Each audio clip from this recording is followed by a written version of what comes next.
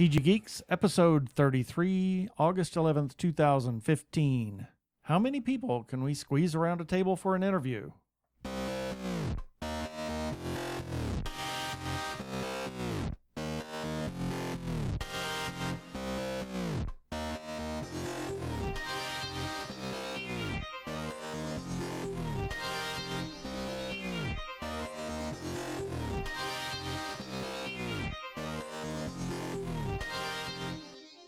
Hello and welcome to another webcast from tggeeks.com, where Ben and Keith, the Two Gay Geeks, talk about all aspects of geekdom and nerdery. Sci-fi, comics, film, horror, genre, you name it, we talk about it. I'm Keith Lane, and we are coming to you from TG Squared Studios in lovely Phoenix, Arizona. And I'm Ben Raggington, and coming to you from TG Squared Studios in not-so-lovely Phoenix, Arizona. But you know where I would like to be? I would like to be in lovely San Diego. And why is that? Because this week we have a special treat for you. We made a special trip to San Diego this past weekend to attend the Kickstarter launch party for the next phase of Origin Beyond the Impact.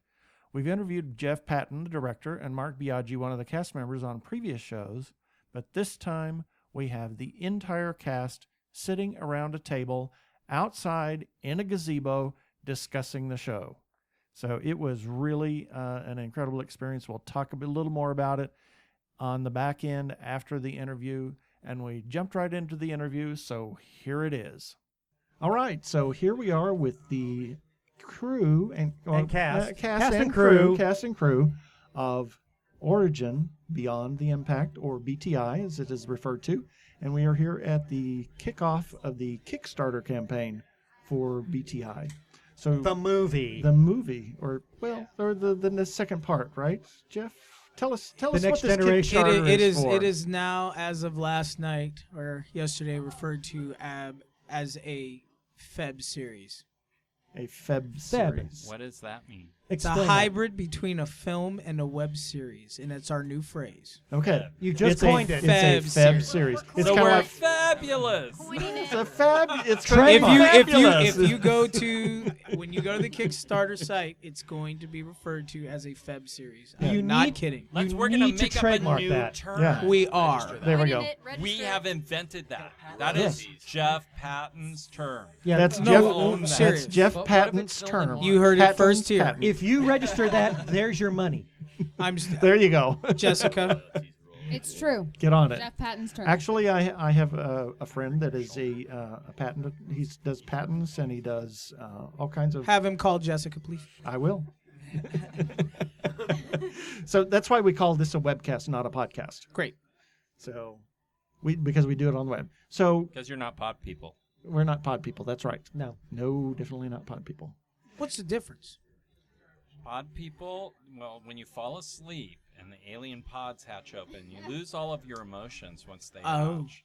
It's only been done like 4 times. Haven't you seen the films? I've seen the films. Okay, I'm living one. I know you have. you actually watched it? Oh, I'm sorry. That was undeserved. All right, so we have, my They're good God, films. how many people do we have sitting here? 1, 2, 3, 4, 5, 6, 7, 8, 9, 10, 11, 12, and then 14 with us. 14 Wow. people sitting around Nice. a table, and we're Couple talking tables. about BTI. We're talking about BTI. We're talking about BTI. So where do we want to start? Where do we want to start this conversation? Well, actually, I do have a question. Yeah. And I just kind of want to go around the room really briefly. How did each of you get picked for your roles? Yeah. We'll start with David. I was attending an acting class here in San Diego, and the assistant knew someone who was involved in the production and knew that they were looking for a Russian character, and they asked if there was anyone in class who could do a passable accent. So I said, passable, I got it. So Okay. I kind of did a mini audition in the hallway before class started, and she took my picture and said, I'll call you. And the next day I heard from them. They brought me in to do some readings a couple days in a row, and I left with the part. So they were impressed with the monologue. And what is your name and what part? What part do you play? My name is David Wagner, and I play the fake Russian. Alexi. The fake Russian. He's a fake. And he's one of our Is that a writers. spoiler? No, I'm fake. The character's real, but I see. I Okay. just play one on TV. Though. Okay, I'm just curious. Now, I have heard of actors who said that they were brought in because they could offer some kind of specific talent or trait to the role, and many times they're just BSing Were you being honest when you said you could give off a passable Russian accent? Yeah, well, it's always been a hobby of mine doing different voices and accents. It's one of the byproducts of living a life by yourself, I suppose. After a while, you have to entertain yourself. Oh, so the voice is in your head. Voices in my head. So whether they were good or not, I don't know. They sounded great to me inside my head. So I thought, well, I'll try it. Why not? I'm trying to I'm trying to do this acting thing, so I'll give it a shot. So one thing led to another, and Jeff liked what he saw, and I brought a monologue that I'd written for a play that I'd done that never got actually produced, but I pulled it from the script and memorized it the night before, came in and delivered it, and the rest is history, I guess. It was Cool. really Really hard cool. looking for someone to do Russian, but Yeah, especially when your wife is Russian. I know, right? And it has to be authentic. She doesn't like any of my favorite Russian movies. I don't know why, but Your favorite American movies. okay. So American movies speaking in this volatile climate, in this volatile climate, which is Dog. my living room and the world, we're gonna focus. With David, it was really interesting because I consider myself, when I'm looking at all the actors and when we're talking about roles and what we're trying to do, it's everybody here, but it's great that you start off with David, is you strike something when you come in and you audition. And I was looking for not so much monologues, but the depth of the person. And David came in with a monologue that was geared towards a Russian scene, and I'd heard a couple before that. There was a guy that came in who he was Russian, but he just didn't really fit. And there's something about David Wagner. He'll never give himself enough credit. He's completely different than the character he plays, but he has no idea how amazing he is as an actor. He's just amazing. So I was pulled in by the way he delivered. And that's more of what it was, even though it just seemed to me like he wasn't really being a character. When he delivered that monologue, he wasn't like Alex. He was like David Wagner, in my opinion, in a Russian man's soul. So you would think that he was telling his own story when he did that, and that's kind of what got me. So I don't know why he doesn't give himself enough credit, but I thought it was a wonderful audition. Do you I still thought have he the actually tape spoke. of that audition? I do. I you do. should. We should do show it something someday, with that at but some as a point. writing partner and as an actor, you couldn't ask for, I mean, with all of them, but you just couldn't ask for a better, more humble person than David Wagner. So it was a great audition. Love you, David. It was wonderful. Okay, moving on to Jessica. Hi, I'm Jessica Moore. I play Katie Cassidy, and I actually, similar to David, I was in a local acting class at Robert Wall's studio, and I was told, hey, there's this web series that is still looking for 2 female actresses. So I came in with Susan, actually, and on the same night, and we auditioned that night around the same time, and it was pretty intimidating because when I went in, Mark Biaggi was in there talking to Jeff about his role, and I thought, oh my god, am I gonna have to audition in front of this person who's already in the cast? And then David was there, and then Lisa shows up later, and I'm like totally intimidated. But I was reading for a part of an agent, and ended up getting the role as Katie. It was interesting. I think this just popped into my head when I was told that to come in for the audition. The person who told me at the acting studio said, "Oh, it's science fiction. Maybe there's some backflips or something that you can do." And I did gymnastics, so I thought, "Great, this is gonna be awesome." Yes, because all science fiction films have gymnastics in it. There you go. It's part of the Directly formula. correlated. Jim Cotta, Yes. you know? Yeah. Anybody So- remembers that film? What Stay part tuned. is Katie that might in? do a handspring in the next part of the series. So, something special. Now, your role has also expanded a little bit behind the scenes, I understand. Mm-hmm. True. And that is... So I am working with the production company. I need to get closer to the mic. There you go. Okay. So I am working. I'm Jeff's assistant, and I've gotten to do a lot of work behind the camera. When I was not acting in the series, I was helping with the crew, and I got to learn a lot behind the scenes, it was great. It was a great experience for me because I got to see what it's like in front of the camera and behind the camera.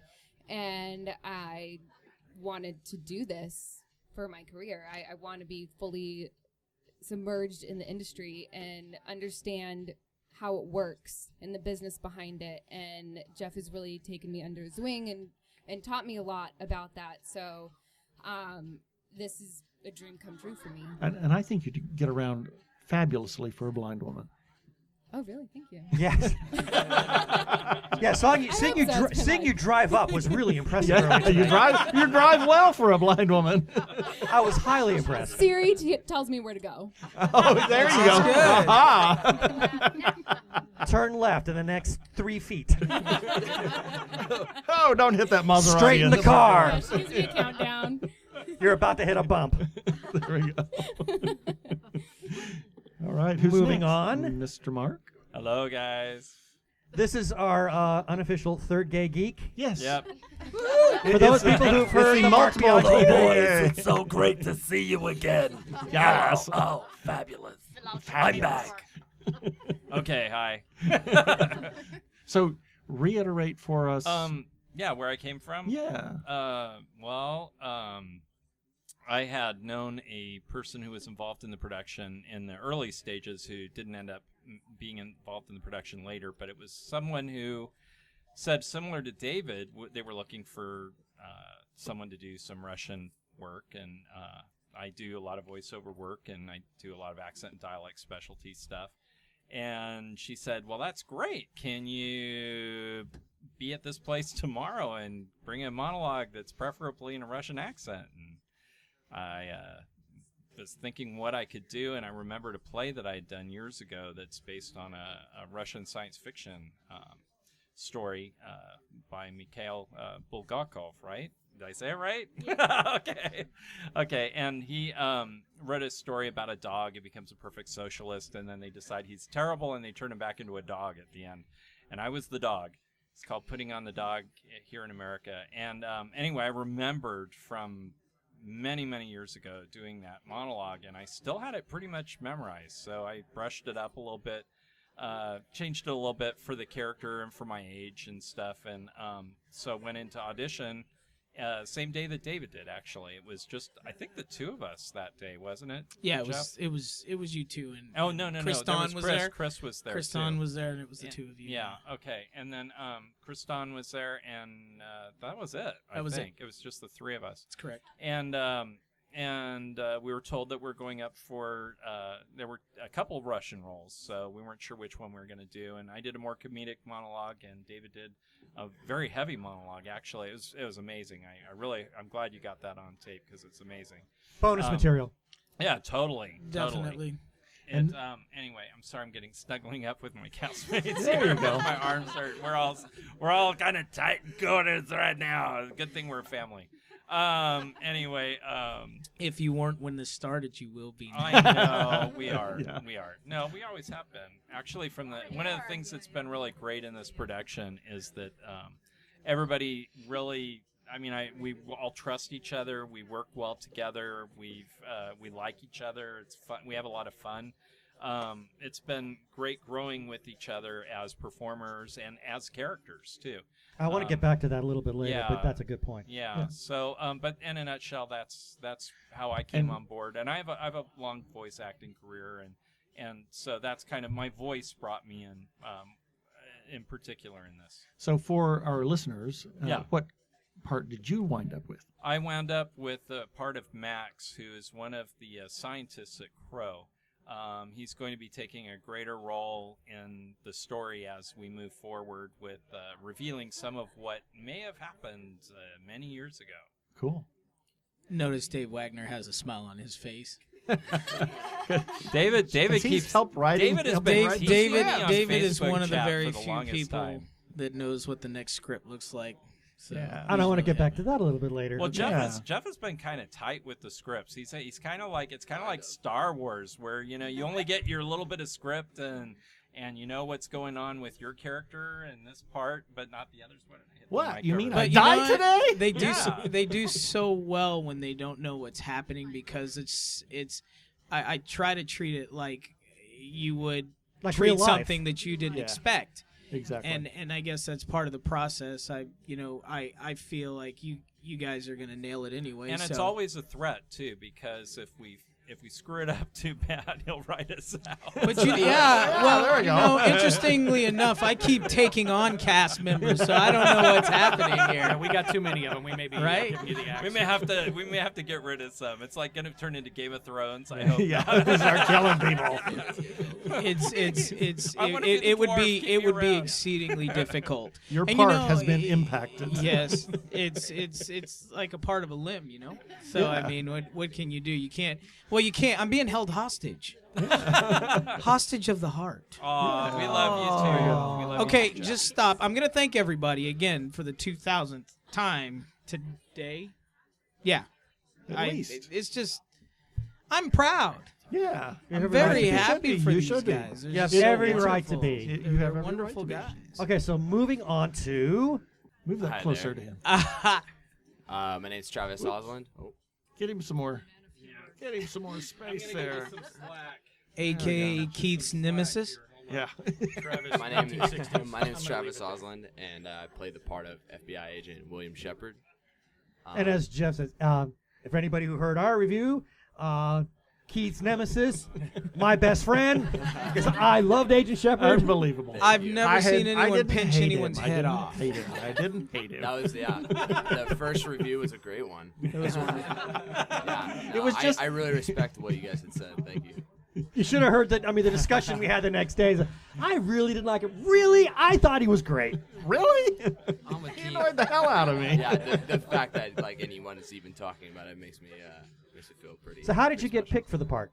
I auditioned for it, which was actually a terrible audition. Like I thought. It was Says actually who? pretty bad. Okay, so pretty bad I one, guess but- then, No, how did you you were find friends. out about it?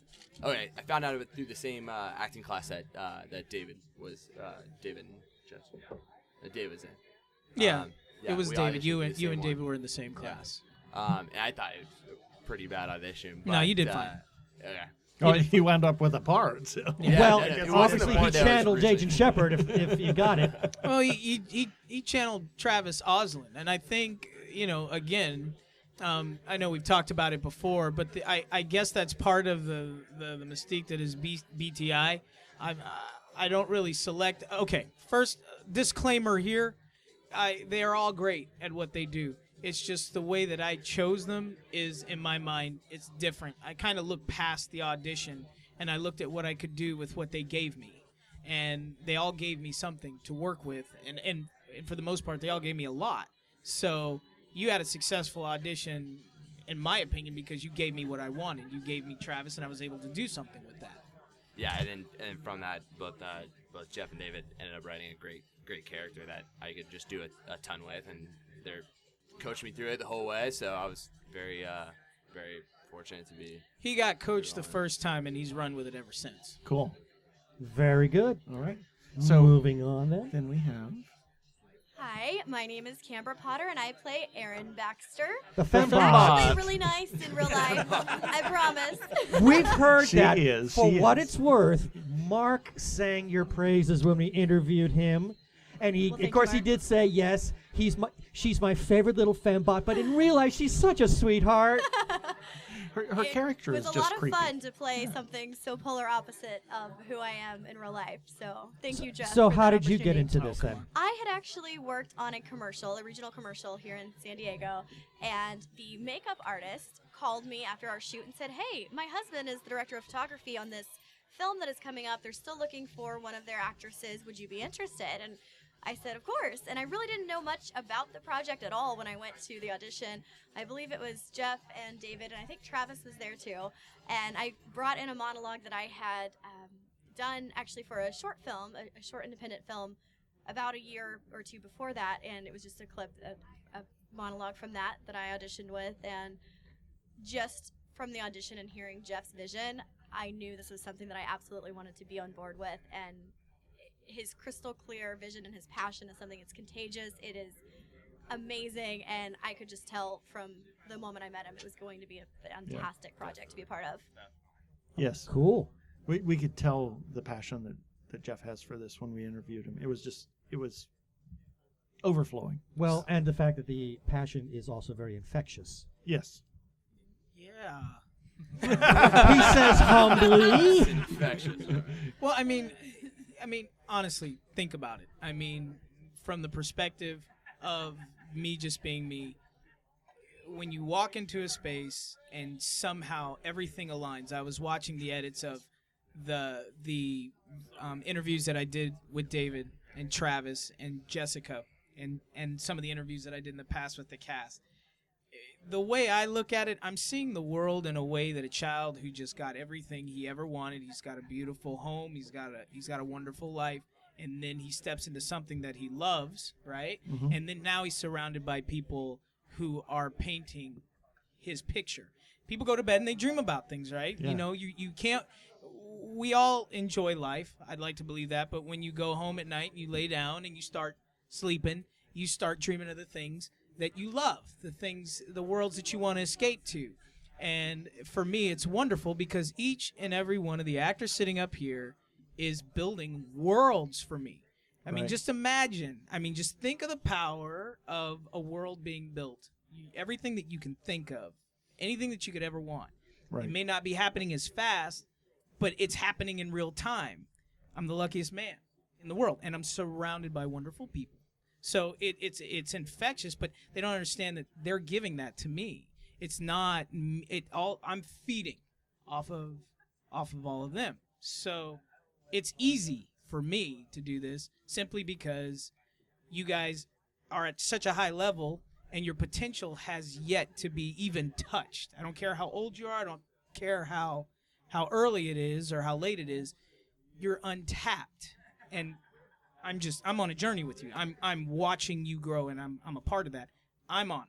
So Yep. it's infectious because it's easy. Yeah, to be but infected. would all of you agree that maybe Jeff's enthusiasm was infectious and affected all of you in some way or another in terms of how you approach the part and what you were bringing to your role?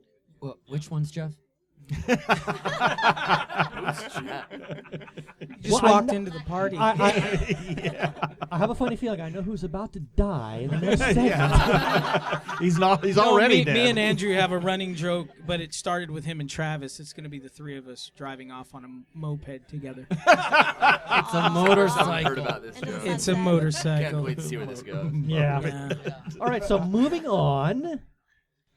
My name is Susan Schneider, and I play Esther Silverman. I heard about it, as Jessica said, in Robert Wall's acting class. Can we Move move that- the microphone closer to Susan? There we You go. guys help her out, Yeah. please. What? Thank you. There you go.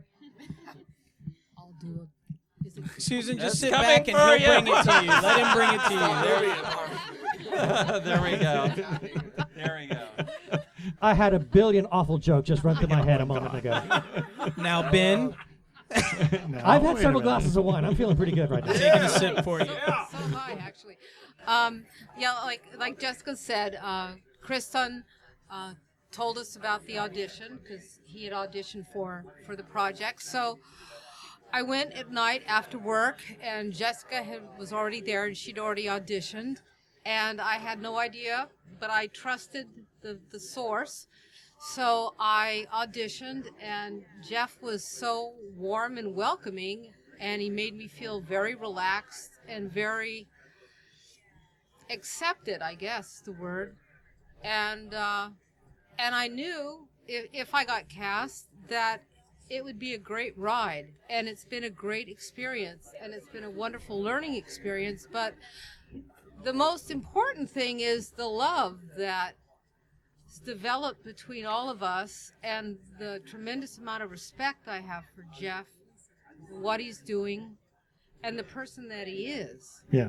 You know, Let's not get sloppy drunk, I'm not. Susan. No, that's Because it. you and I'm me, me and Susan, every time she speaks and we get wine in us, Yeah, we'll, start crying. you know, we cry We're gonna get a little a weak. lot. Call Yeah. it BT cry. Yeah. No crying in BTI. No. No, Susan can cry whenever she wants to.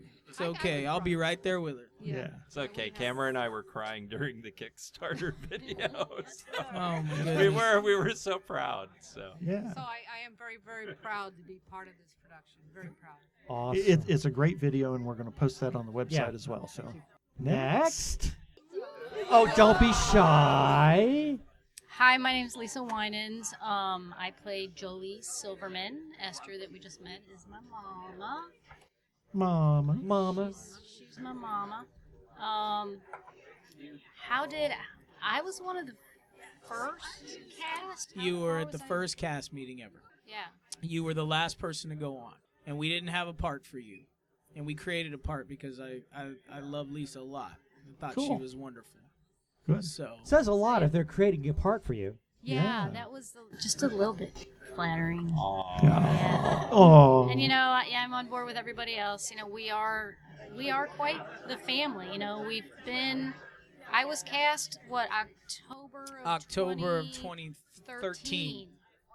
So I've been on board this project for 2 years, almost 2 years now, and Jeff has just such a clear vision in his head, and he makes it come alive, and we're all helping him to do that, and we really seriously have kind of like become family. I guess that's sort of what happens, though. Yeah. There's not enough rooms in my house yet. We're working on. Sometimes everybody's moving in. Never mind, moving on. Yeah, sometimes we fight or make each other crazy or whatever, but at the end of the day, we all just love each other. We love what we're doing. We're all extremely fortunate to be doing what we love, and Jeff's making it all happen. Incredible. Okay, that's wonderful. Moving on. 'Cause I do want to kind of get back on that a little bit. Next. Oh boy, Jeff is snickering already. I have a phrase for people like Tina Lambert. There are actors, and then I call them one of mines. It's like two sides of the household. There's the ones that I don't want to call it pulling you off the street, because you weren't pulled off the street, but you were. You kind of were. And I'll let you tell the story, but this is great stuff right here. Wait for this one. I can't wait for this one. Lean into that mic and tell us your story. Tell us your story. So I met Jeff in a quite unusual way, I guess. Okay, let's clarify that. Okay, please. yeah, let's clarify that. Just Getting quite there, unusual way. Yeah, define unusual. Let me finish. I guess in a way I was auditioning, but without really meaning to audition. I met Jeff when I was a waitress at the Cheesecake Factory, and I was serving him food. Thank you, Jeff. Thank you. Thank you, That Tina. clarification. What were they eeting? I mean, I could tell you. I do remember what Tatiana was eating. I can't tell you what Jeff was. Okay. Didn't Tatiana say? She's right. No, that was someone else. I was all about Tina when I first saw her. So that was it truly is the old joke of I'm an actor. Well, which restaurant do you work at? Exactly. That's the joke. That's the joke. Okay, That's a joke. I mean, that's She's like, wait, slow down. That- Pump your brakes. I don't know what you're talking about here. I just said Cheesecake. I am an actor. No, I mean, I am a waitress. But if you go to New York City, a lot of wannabe actors, in order to In sustain LA some too. kind of, I guess in LA, if you want to sustain a living, what do?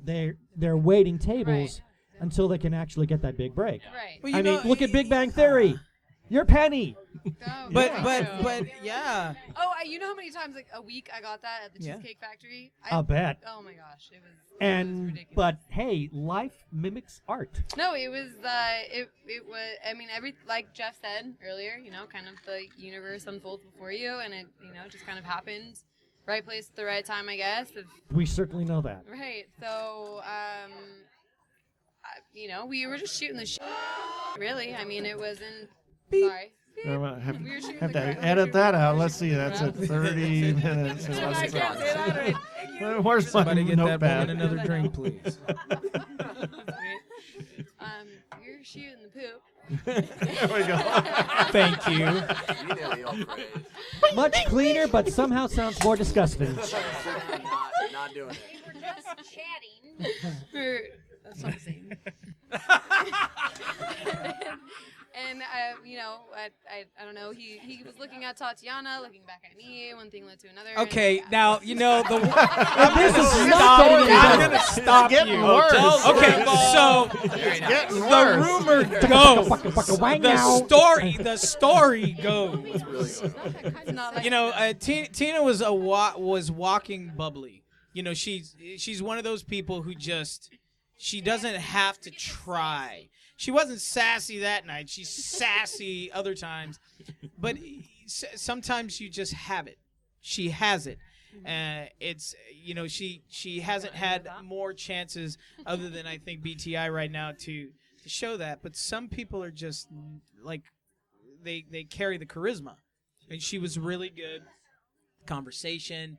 She was really good with looking people in the eye. She has no shame and letting you know it's on her mind, but she's tactful about it, and she just became somebody. She was already somebody, but she became somebody special in this project. This is the first time I'm hearing any of this, by the way. So please don't. No, I will. Great. Or maybe I should ask the question: who do you play? I play Kim Cassidy, the sister of Katie Cassidy. Sounds about right. You're her sister. Yeah. Yes, I'm her sister. Sister. Did I say Correct. that? I don't know. The one that can see. Oh, so blurry. Yes, the one that can see. You are my sister. Oh, that sounds so harsh. Travis, who's your father? Who's your daddy? Who's your daddy? Who's your daddy? Who's your father? Jeff's my daddy. Thank you. There we go. Yeah. Jeff, Moving Jeff on. Patton, our director, Okay, actually moving plays on, my and somehow I'm just really dreading this one. Ooh. I don't know. I feel like I'm staring trouble right in the eye at this point. Give that man some more wine. Where? There we go. So Why? Why? Okay. Based on conversations we had earlier tonight. How you doing? You had a conversation with Andrew without me being there. Oh my God. I know. I really felt like I needed a guardian for that one. I warned you all, don't let me speak. But you keep putting microphones in front of my mouth, and I'm going to say stuff. Well, you are part of the cast, so who are you and what do you do? And I'm afraid for that second part. And how did you come by the Who part? am I? Okay. Yeah, how do you come by the part? Which question first? You're confusing me. Take one. Whichever one you wish to choose. I play a guy named Quinn. Quinn. Okay. Right? Just Quinn. Quinn. Just Quinn. And that's how it be. Just Quinn. Yep. And I'm a senior FBI guy to Travis, who is a junior FBI guy. Sort of. All right. And I came about the part by a fake Russian grabbed me in a stairwell, put me up against the wall. And he had two bears under his arms. No, there were no bears yet. Okay. But he had a piece of paper, said, read this, show this to no one, destroy it when you're done reading it. Uh-huh. Swear to God, hands of God. Uh-huh. A few days later, I get by this same fake Russian, hey, I'm going to film you in this acting class, and I'm going to submit this. That was supposed to be natural. Go ahead. And then a few days later, I said, hey, people come to this house. Should I be ducking for cover in case lightning hits you? There's going to be people come to this house. It was Lisa Winan's house. It was a pretty house. She has a nice dog. It's on TV now, too. Really nice dog. She has a really nice dog. Aren't you on like a TV show with her Wait. house? Was I there? And Jeff Patton shows up with food for himself. Was I there? He ate his meal and said to me, hey, Let me make you an offer funny you can't guy. refuse. Close. You know any monologues? I said, yeah, I know a monologue. A couple No. Yes, That's not how I remember. You came to my house for the first No, time. ab- Really? Hand to God. God, I'm getting Alzheimer's, It's her dude. house with a nice dog, Lisa Winans. Does she have a dog? She has a dog now. She has a dog. My dog, his dog. name Dog. is Digby. My dog's Digby the name is dog. Digby the dog. So I was, all kidding Digby. aside. Seriously, I like your shoes. Thank you. And he really likes your I pants. noticed the We lasers. have Yeah. matching shoes. So, seriously, I was cornered in a hallway in a stairwell by a fake Russian named David, who said, hey, I'm working on this project. You can't breathe a word of it to anyone. Here, read this. Let me know if you're interested. So you and David are acquainted then? We were in an acting class. I think I was there maybe 2 weeks. And he cornered me in the stairwell, gave me this synopsis, said, read it, don't tell anyone about it. Let me know if you're interested. maybe a week or two went by, and he said, "Hey, are you interested?" And I said, "Yeah." He said, "Okay, I'm gonna film you in class today. Do you mind if I use this film to show it as an audition?" So I guess it was an unconventional audition. I actually didn't really audition. Oh, cool. I got called to Lisa Winan's house for a meeting. There were like 20 people there, and out of nowhere, Jeff goes, "You know any monologues?" I said, I remember yeah. now. He was great. Stand up and do one. I go, "You want a 1 minute or a 2 minute?" Right? Yeah. I remember. It's in the backyard. Yeah. By Okay, the I dog. remember now. Thank And you. I don't have Alzheimer's. Thank you very much. So I do a 1 minute monologue. Kind of pulled it out of my butt. His because shoe. I can't say things. His pooper. But I did this scene I just did in a couple days in class, and he goes, "I really didn't care about your monologue, but you got a part." And right? Now, do you remember? That's it. So I kind of came in, but he wanted me to be a funny guy, and I didn't really know what that meant. So I'm still trying to figure it out, and hopefully we'll get there. Cool. You got anything to add to that, Jeff? I love you, Andrew. And just for the record, Jeff is a beautiful cup of hot coffee. Jeff's never speechless. This is interesting. And he will be riding on the back of my bike soon. Shaken and disturbed. Moped. It's a Harley. All right. Okay, then. Next. My name is Chase Sansini, and I play Jay Armstrong, the last guy in the episode, the one on the phone with the beautiful hand. That's me. It's a good hand model. I said the same thing to J.C. Penney. They didn't feel the same. Nice. I came on same way a lot of people came on. David came to me and said, "Hey, I got this gig I'm on, and I think you'd be really perfect for the part." And came in. Jeff had me do. You auditioned for Will. I think, I did. I auditioned for Will, but I don't know. Because we had lost 3 of them because Jess couldn't hold on to Will's show. Sorry. No, it wasn't Will. It was Marcus.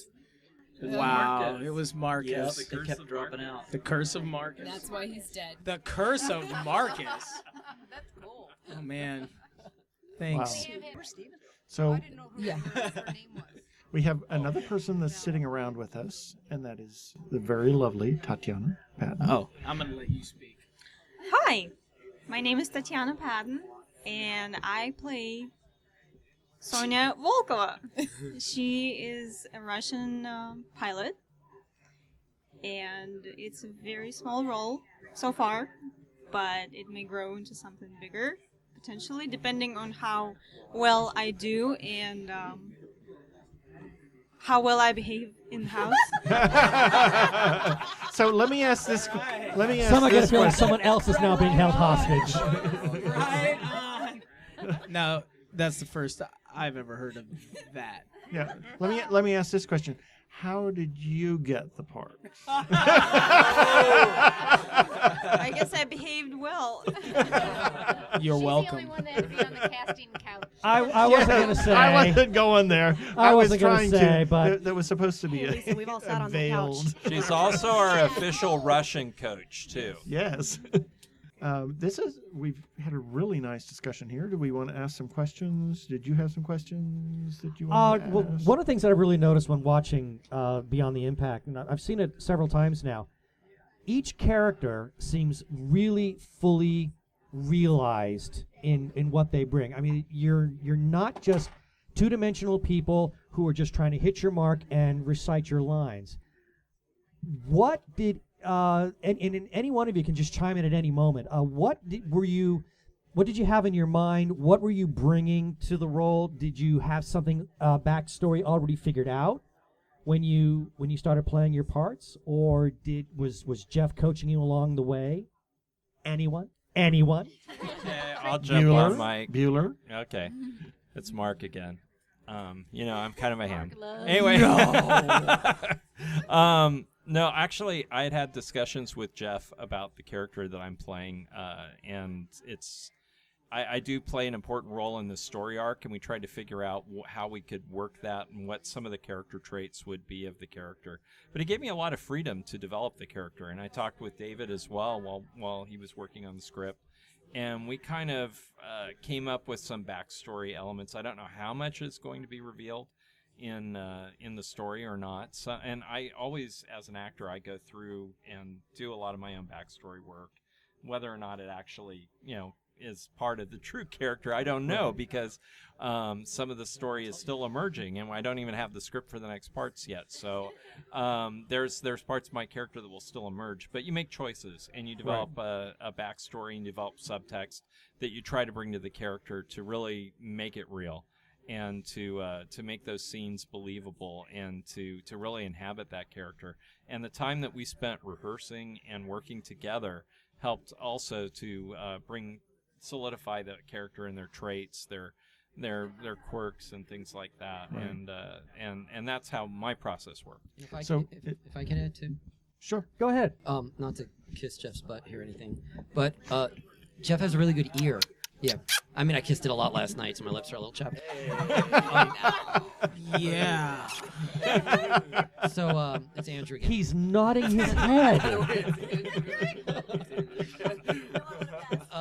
I kind of got thrown in at the last minute, so a little bit later, obviously, than everybody else, and I didn't have the time on set to develop the relationship with Travis. So Jeff had us read at a coffee shop maybe a week before, and I got to be honest, I don't think he liked what he heard. He didn't say that, but the day before we shot, he goes, "Hey, come to my apartment, you and Travis. I want you to work the scene." And we're going through the lines. He even let us go through the lines, which was kind of like a rude joke. I mean, a mean joke. Because then he goes, "Okay, now throw the script away and just ad-lib the scene." And you know what? That's what stuck. Oh, cool. And it was so much fun because there was this natural kind of progression. Travis and I just started to really kind of like each other as people. We just started goofing around with each other, which those characters were supposed to have this history. So next thing you know, David Wagner's there recording us on an iPad or something, and Jeff is, they're taking notes, and that's how the scene progressed. And it turned out to just be a lot of fun, just real natural, easy-going scene. Cool.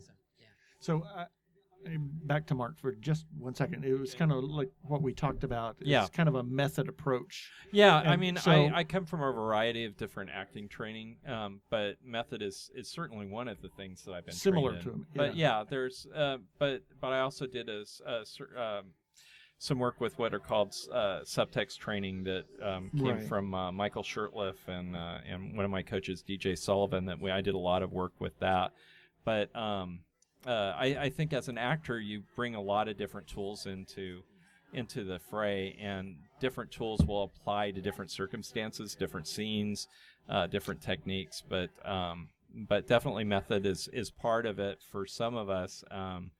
I'm sure out there more than others, but it depends on the individual actor how much they're going to use that. I can say from being able to see all the actors from the atmosphere, each one of them there was a different way of approaching each one of them. The way I look at it is, when I deal with people in real life, you have to look at each individual for who they are. Correct, right? Right. So when I meet people or when I talk to people, I can't talk to camera like I can talk to David. And I can't talk to David like I can talk to Jessica. The way I figure is, since I had never had any directing experience before I started, the way I was going to approach this is the best way I knew how. Just understand the person that you're dealing with. Right.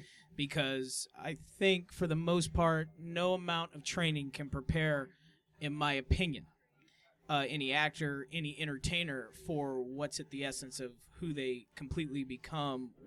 And I call it signature. David is a signature actor. Jessica's a signature actor. Mark's a signature actor. Everyone's a signature actor up here because they have their own way of doing things, their own style. And I'm able to tap into that by knowing who each one of these people are. Some people probably look at it and say that's the director's getting too close to the actors. But for me, I don't have the luxury of being able to sit back and throw a script at somebody and say, do this. If I want the characters and if I want the story to work, I have to understand who these people are. And some of them are it gets pretty personal. Because I have to understand, I don't want to be in their business so much, but it's nice that they trust me if they're having a bad day or if there's something going on, because then I can understand, what kind of emotions I'm getting from them in the way that they react in real life situations. And then I can apply that when we sit down and I create the characters, because then I know what to tap into. I know what to look for. I know what kind of looks they're going to give me, and I understand what kind of emotion, what kind of movements. So I guess it's kind of like a ballet with these guys, because for me, working with them, I'm I feel like if I, I went to dinner with Travis one night, and he didn't know that I was doing this, but I was kind of digging at him a little bit just to see what his reactions were going to be, and trying to find that place where I could communicate with him what would irritate him, what wouldn't. And then when we got on set the first time, we did a test shoot, which is where he just pretty much took off from there. I was able to refer back to how Travis reacts to certain scenarios, talk to him about it, and then at that point, Travis understood who he was in this place. And it's not because of what I did. It's just being able to tell Travis, hey, look, turn around and look at yourself and understand, how would you react in this situation? I want you to be that person, and I want you to just unlock that about yourself and let that carry William Shepard. And at that point, anytime I give Travis direction, there's no question he understands what I'm looking for, and I know I'm going to get that from him because he's just that guy. And I feel that way about everyone here. I think that's my approach. That's a really unique approach to directing, to get to know the people. In trusting the director too. Right. I mean, I think there we've all is a come great to amount of trust. we've all come to trust Jeff's vision and what he's been able to bring through. I mean, there are times where sometimes we'll get a direction and he already knows how he's going to shoot the scenes. So and that's helpful to us to know sometimes. He goes, oh, I'm coming in, I'm going to look at this. I need you to look a little bit more this way or whatever. And just that little nuance is enough to sometimes bring you, as an actor, you have to work with that now. I'm being given a physical direction. I have to do something different than I might have thought in this scene. Make that work. Bring that into the scene. Come up with the reason why you're doing that. And sometimes he wants a certain look, and there's a whole vocabulary that's come to shorthand with all of us as far as this stuff goes. But a lot of it deals with us trusting him, and there's a lot of bits in that type of choice that he's making that deal with story that not all of us know, that deal with the future, that deal with other parts of the story that maybe our characters don't even know yet from the current script. I know I've seen several instances of that. Yeah, and it's interesting going back to what Mark is saying. To me, they're all great actors, but some of my best material that I'm able to edit with is the material that they don't realize I'm rolling. Yeah. So they'll be rehearsing or they'll be talking to each other, and some of those shots that we fill in are shots that we're just getting because they're just doing normal things. Right. Now, for anybody who doesn't know, how long did it take to make the existing segments that are already out of Beyond the Impact, and what was the shooting schedule on that? Well, I think we went through 38 revisions because, more. See, when I brought David on, I was kind of doing the writing myself, but one of the things I really wanted to do, as I've explained before, is I think this is an interesting opportunity for people who I feel have been kind of shut out in a way, that there's like no door. And I'm not saying that there's nothing there for them. I'm saying that the opportunities, it doesn't seem like they've been there, because when I meet some of the guys, they're doing their gigs and they're doing their thing. But David was like, hey, you know what, man, I write, and I'm like, great. That means I don't have to write. I can just tell you what to write, and then I don't have to do the work. You can do the work. That's what was a little while. This is Dave. Sorry. When I got the part, there wasn't really any scripted material yet. So in my efforts of trying to find out who this character is, I had conversations with Jeff, and then I thought, I'm just going to write some scenes for this character and run them by Jeff and see if is this the kind of character that you're talking about. We had a script, but I wasn't happy with it.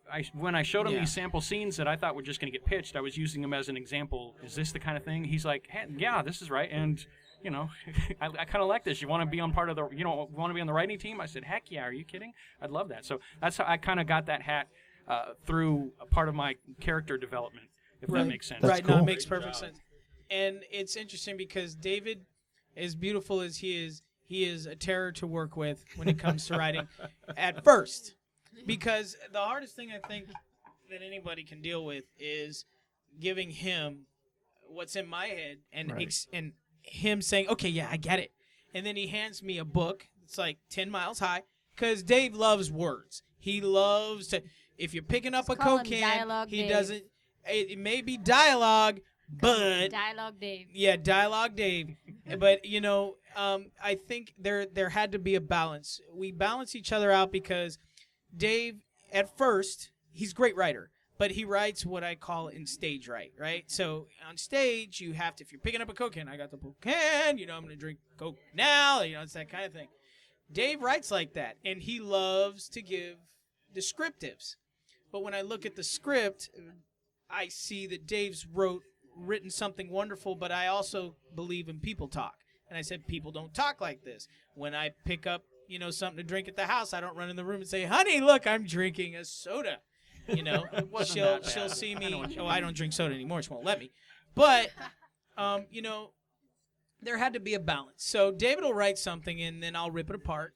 And then it'll come back to him, and he'll be like, "What happened?" And I'm like, "Well, this is my words. Yeah. Why are all these lines through my dialogue?" And then we have a tendency to develop. We've gotten to the point now where after a year, he understands what I expect from the scene, and he knows what I want the characters to say.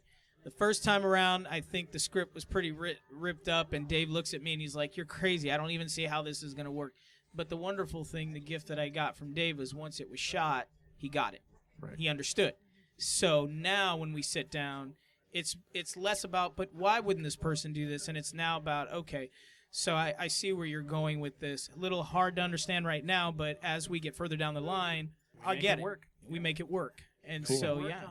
And my understanding from the last interview we did with you that the shooting schedule was like weekends only for how long? Yeah, it was weekends only for 8 months. And I think, my first AD is here. He'll tell you that'll never happen again.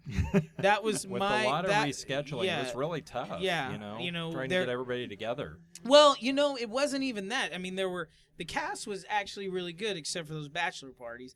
But other than that, it was That sounds like a story. It was I had to understand that these guys weren't getting paid. So how can you ask somebody to work on set, even though we're all coming together and we're doing what we love, they still have real life. So I can't ask them to work during the week. So we did it on the weekends. It took 8 months. It'll never happen again, because it is tedious. As much as we love each other and as much as we love being around each other, our families need us. And you've also gotten through that stage of where it's going. And I understand. What they understand what is expected of their character. And they're their characters now. Everybody sitting here knows who they are now. So it's just a question of, the next time we go around, it's going to be a 30-day shooting schedule, 30 to 40 days. And, not everybody has to be on set for 40 days. I can shoot Canberra out in 3 or 4. I can shoot David and Travis out in 14, which is actually pretty much what it's going to end up being. It's going to be about that long. So it's different, but 8 months. And that was 10 days. Yikes. So for people who, the various cast members who had periods where, you were coming back every weekend to film your sequences, how hard was it to re-inhabit those roles? To come back next weekend and pick up. I mean, you where spent an left off. entire week being in your own real life, and then all of a sudden you got to come back, and now you're filming this character again. Yeah, but we had spent a lot of time becoming those characters. So, when you hit set, it's kind of like just putting your jacket on, like, okay, I'm Jolie now. You just fell right back into it. We actually, like a lot of filming, you don't rehearse a lot. They throw you on set and you go. You should just come that way. But our set is much more unique, and we got to rehearse a lot together. So we just kind of really became those people. So just going in and out of it wasn't that hard when we were actually filming. Because one of the things that I really noticed, and why I really liked Beyond the Impact so much, is that the acting was so superb. For a web-based show, series, movie, whatever you want to call it, I was able to completely lose myself in the story because of the performances. Yeah. If the performances had been weak, I would not have been able to buy the story. But everybody's performance was really just real. Everybody was believable. And yet, when Jeff told us, we only did this on weekends, and I'm thinking, how the heck can you actually come back week after week after week and literally recreate these characters to the point where once the whole thing is edited together, it is entirely seamless. I mean, not only is the continuity from a technical aspect completely clean and all the way through, but the continuity in each of the characters is spot on, and any evolution that takes place in the story feels totally organic. I mean, that's what really thrilled me about watching this and this cast. I was just completely amazed about how good each one of you were at bringing to life a real character, and in terms of shooting schedule, week after week after week, and make it believable. Yeah, well, again, it goes so back much, to thank you. It goes back really to Jeff, and his very clear vision of what he was seeing and what he wanted, and his unique approach to throwing us all together, as much as he did before we filmed. So again, like I said, it was easy to just. But it's not just an acting performance. It's though. in front. It's also behind the camera too. It was really good editing. It was really good work from our director, our AD, our cinematographer. All those different people behind the camera really made a difference in that too, to keep the continuity going, to keep us looking the same, and of course all of our performances and working together so closely, we really got into some really serious grooves. I'm going to tell you that I caught a lot of flack from a few people for the way that we handled this. And I'm going to tell you, a lot of people called it novice on my part. Maybe it is. But bringing everyone together in such a personal space, there's risk involved in that. We've had a couple casualties, in that. And I blame myself simply because you have to be able to take a step back and understand that when you put a lot of creative people in the same space, you have to, but then you also have to be able to separate the ones that who are here for the reasons they say they're here. And I truly believe that if you have people in a space and they understand what they're supposed to be doing or what they're there for, they're going to be able to achieve not just what they expect, but further than what they expect. And so there are a few people that didn't like the methods of me bringing actors together in a personal space to get them, because, again, I give it to the cast. They had to do the bonding. They had to sit in my living room and look at me and say, why are we here for 5 hours? This is ridiculous. But there was a reason. First of all, as much as I love everyone, having them in my living room for 5 hours, as much as I love them, can be taxing after a while, every Friday night and every Saturday night. And we're doing it now. But at the same time, there's an unspoken bond that's going on. It's a very chemical, organic thing that's happening with them, and they don't even realize it. So when they get on set, there's a familiarization. They're not acting away from an actor in front of them. They're not acting in front of someone who goes home every week and they don't see them. This doesn't work for everyone, but it works for my team. Right. So when they get on set, they're a family. They are working together. They are in their living room getting ready to watch something. They're in their living room getting ready to have a conversation. They're in their space. So they can be natural on camera, and it's just something that exists. People look at it and they say, hey, you know what? This is just ridiculous what you're doing. I mean, you're wasting people's time. I beg to differ. Because if Ben and Keith can sit here and say that they've watched your performance and they feel it's flawless, which is something I've been saying, it's not about me. Yes, we're capturing it, but it's what I've been saying. Yeah. It's a natural thing. And if people don't get that, okay, well then fine. You don't get it. Yeah, but can I add something to that?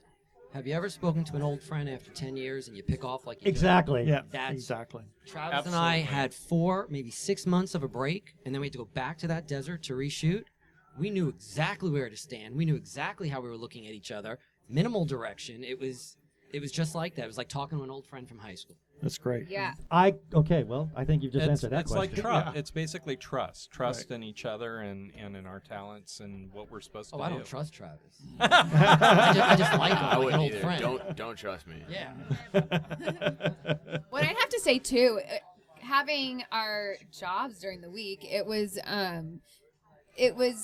so exciting to come in on the weekend and film.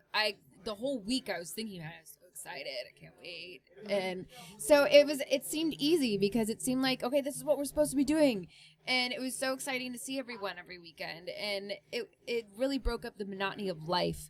and because this is what we have a passion for. And I really felt like, okay, like if we can really nail this, we can be doing this.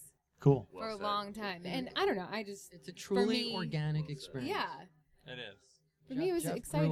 No GMOs. No No GMOs. GMOs. but Jeff- It's organic. It's all Jeff organic. truly It was organic. vegan, Jeff made it a organic. truly organic experience. It's I'm getting the sense that there was just a lot of love, but at the same time a lot of fun that happened. I'm just curious, what kind I know based on talking to one or two of you that there has to have been some kind of just insane mishaps. I gotta know. Are there outtakes? Oh, there's tons of outtakes. You know what was really interesting to me? After working in the industry for as long as I've been in the industry, I was telling Mike this, and I've been telling we keep talking about the stars aligning. Never seen a situation where the crew is kind of in a small disproportion, but the cast is in harmony, right? And so that's what we had here. And as far as mishaps concerned, I mean, even on what? David's got one. David's got one. When we went out to do the reshoots in the desert with Andrew, we were getting some drone stuff that day, and Jeff raced in a foot race one of the actors down the they must have been 100 yards. Okay, let's stop. Let's just. Well, Now you're getting into age. You don't want us to tell. You don't want us to tell how we carried you to the car. Let's just say he pulled a muscle. Ouch. Yeah, so there was an Very guy injury on the muscle. set, and it was the director. But and his I've got ego that is on not video. bruised. Muscle pulled, ego still there. Yeah. He won the race. That's the only mishap. He won Probably the not race. the Well, the mishap last you were one where I asking hurt myself, I lost because I gave him 6 yards. But you gave him 6. But I gave him 6 yards. Well, we had a And you know, it's funny. My wife there was another is like. one. You fell down in the kitchen. Oh yeah. Okay. So you guys. Okay. So the scene where we're in uniform, Seems to be right? all about Right. Jeff. Yeah, the scene where we're in uniform. You know, I'm. If you look at the shot, I'm moving around a lot. Well, it turns out I fractured my ankle the week Oh my God, because I didn't know we that. were doing the Before, diner we were at scene, the diner. and I slipped in the kitchen. Wow. In the diner, and I fractured my ankle. Wow. So, standing in those shoes all day trying to shoot that scene was He got a little wiggly. It was pretty Yeah. bad. Extreme sports, man. Extreme sports, extreme Walking in the kitchen. sports for, what do they call it? Geriatrics. Yeah. Well, I'll tell you another thing that was actually not a mishap necessarily, but it was a trooper, and that's Tatiana, because on the set she was not feeling very well that day, and she was losing her voice. I think it was whooping cough, if I'm not mistaken. I don't know. Oh, that's right. We had her drinking hot tea. Yeah, And she stayed on set. Her scene was We're at the slipping end, her- and she shot it like at 8 o'clock. We got there at 8 o'clock in the morning, and she stayed till 8. So when you hear her doing her scene, that's her whooping cough voice. Wow. Sexy. It was. It was actually sexy. The next group can come on up here, and they can sit and talk with us if they like. Come on in. Ready to All right. trade off? You guys want to try? Yeah, baby. They're like two gay geeks. They're together, you know. They're two gay guys and they're geeks. Is that okay?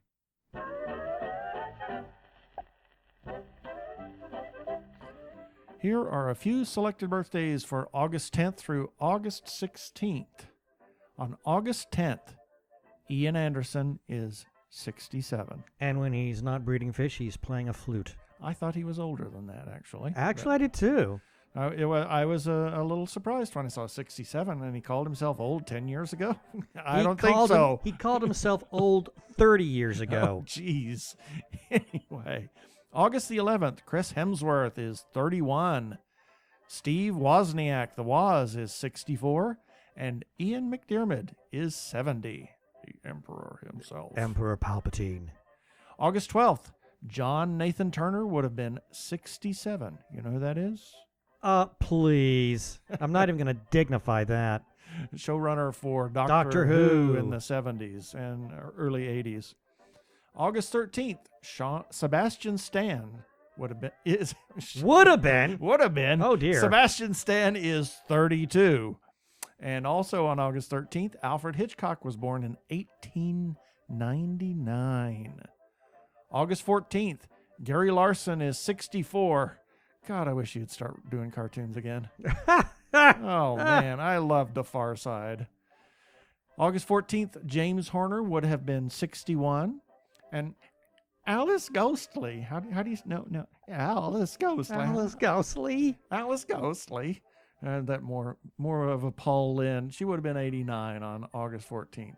August 15th, Ben Affleck is 42. Julia Child would have been 102. Bon appetit. Bon appetit. And Napoleon Bonaparte.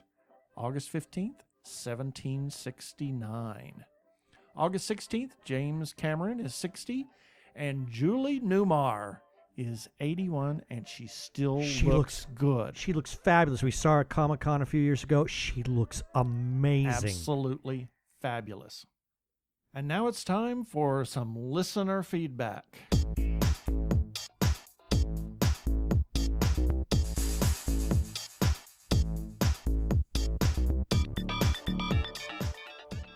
And this week, we actually have some feedback from Brian, a.k.a. Arkle, and he actually left us a voicemail. So Yay! Yay! And you can too, and we'll talk about that in just a moment. So here's Arkle.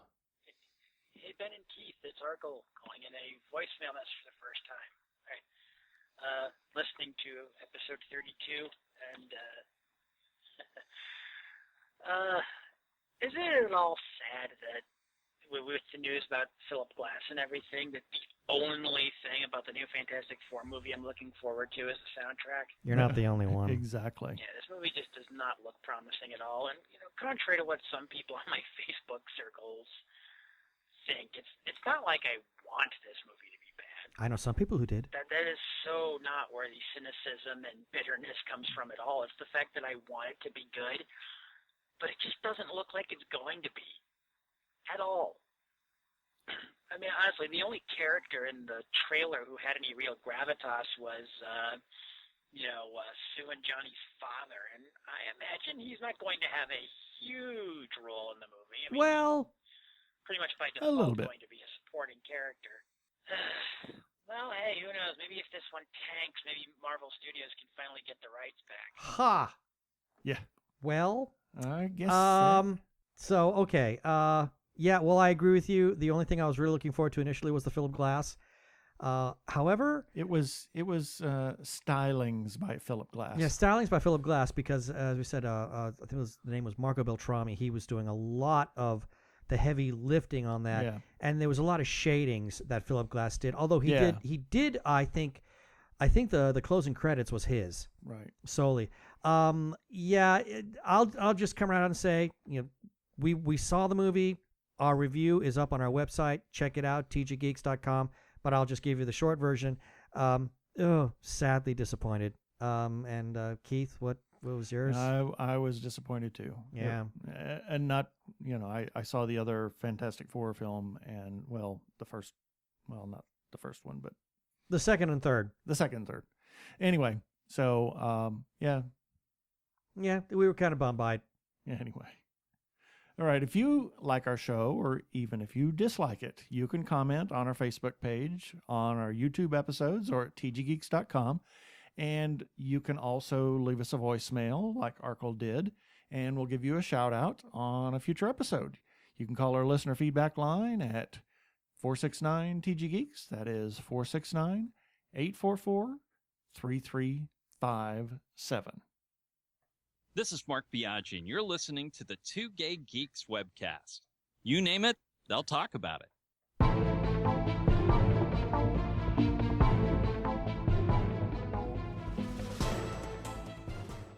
So, okay, everybody's had a chance to hear that what I thought was probably one of the most amazing interviews we've ever had the opportunity to do, and that's the primary cast from at least the first part of Beyond the Impact. Beyond Beyond the Impact. Round tones. I would can't stand them. I would say that I was more than impressed. Wow. It was the whole event was amazing. Yeah, the whole event was amazing. We'll talk more about that. But as far as these people go, each and every one of them was so incredibly genuine, so incredibly nice, so incredibly intelligent, and totally different from their parts. Oh, absolutely. It's amazing. Canberra, yeah. Canberra is nothing like the little fembot. No, not at all. And another one that really surprised me is David Wagner, who plays Alexei in the Beyond the Impact, and he comes off as this he's a very hard, cynical Russian, and when you meet him, he's anything but. He's kind of soft-spoken. He's a bit of an introvert, but whenever he speaks, he's always got this nice smile on his face. I mean, he's such a genuinely nice guy. And I think if there's anyone who's kind of close to his character, it would be Andrew. Yeah. We see a little bit earlier on. He's himself. He's playing himself. He's playing himself. In fact, that's even his motorcycle. And we actually saw his motorcycle outside the house. But everybody was so genuinely warm. And the one thing that I take away from all of this is that they all have an incredible love for each other. They have an incredible love for the project, and they have an incredible love for Jeff Patton, who is their director, their producer, their writer. And that's the reason why I think Beyond the Impact is going to really, and in the end of the day, it is going to stand the test of time, because those are the kinds of shows that really, really have staying power. Yeah. Because of people like that and the chemistry that they have with each other. It's great chemistry. They had great chemistry just sitting there. I mean, it was wonderful to be among all of these people. And this was in San Diego, in the Mission Hills area. It was at some friend's house, friends of Jeff's. And it was a beautiful setting. They have a beautiful pool area in the back, right on a canyon. And it just, we were outside, which in Phoenix you just couldn't do, but it was lovely. The weather was lovely. The people were lovely. The food was lovely. Everything was, it was incredible. Mm-hmm. We were really honored to be there. Absolutely to be honored. able to talk to them and for them to share how they came about in the business and hear Jeff's thoughts on each one of the people that was speaking, because it was really great. And I there was a enjoyed it. lot of mutual admiration going on there. I mean, we learned a couple of things in terms of how they viewed us, which humbled me. I'm still deeply moved by how they view us and how we simply willingly approached Beyond the Impact, totally unsolicited. Unsolicited, yeah. We didn't even know about it. We was doing homework for the interview with Mark. Yeah, so. That's all it was. We were just researching Mark Biaggi because we were going to interview him. We wanted to know everything there was to know, especially current, and that's when we discovered Beyond the Impact. And it spawned the review that I did. And it led to all of this. Yeah, it's amazing. It's totally incredible. So we still have more. So, we have a lot more to cover. Yep.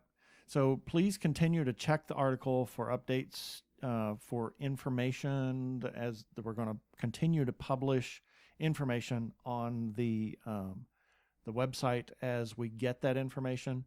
The Kickstarter has not officially published. The campaign is not officially published yet, but as soon as we get that link, we will publish that on the article, and links to cast members' social media contacts and anything else we can come up with.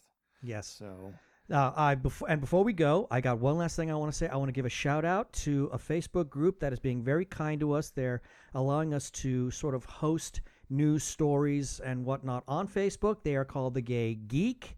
So I just want to give a shout out. Look them up on Facebook. You can look them up on Facebook. They are facebook.com/groups/The Gay Geek, all one word. So I just wanted to give a shout out to them about that. So that's it. Okay. Up next week, we have part 2 of our interview with the cast of Origin Beyond the Impact. And it is not just a continuation of the same people from this interview. We have a whole new group of cast members that you have not seen yet.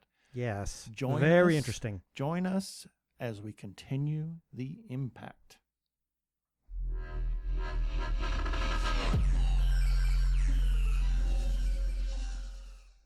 Okay, that should do it for this episode of TG Geeks Webcast. Be sure to check out the article for this webcast episode. We have several links on the page.